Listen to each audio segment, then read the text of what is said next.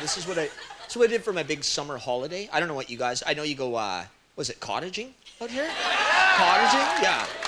Yeah, it's cabining out on the West Coast. We got cabins out here, you got cottages. I don't know what the difference is. You get some extra logs or something to build yours. You guys just sound a little ritzier, you know? Like, we got a cabin, it could be a lean-to or whatever, right? So I got this buddy in northern BC, Johnny Moose Meats.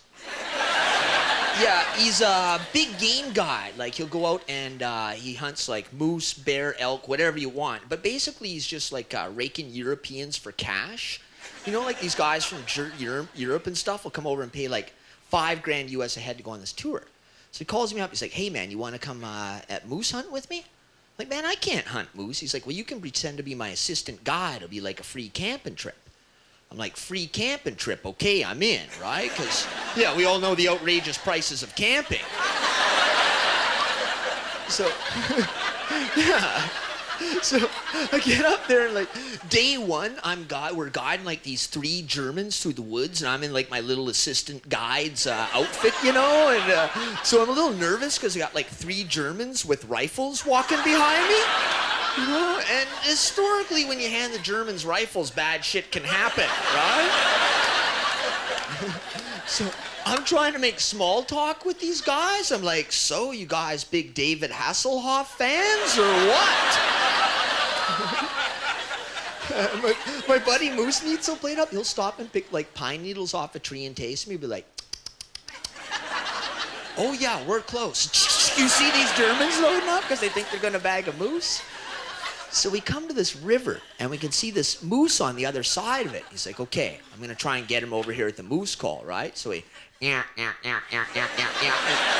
Sure enough, this moose comes swimming right towards us, right? And all we gotta do is let the moose walk up on shore, and then he'll be like me to the cameras away, right? But the Germans panic because they're not that good a shot. I mean, they've lost 2 wars already.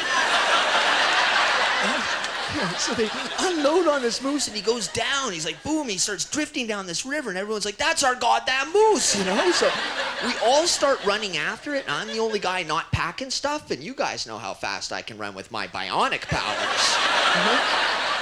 So I'm leaving these Germans in a trail of dust, and I run up ahead and I see this big log that goes out over these rocks onto the river, right? So I run on this log and I can see his moose antlers bobbing down the river towards me.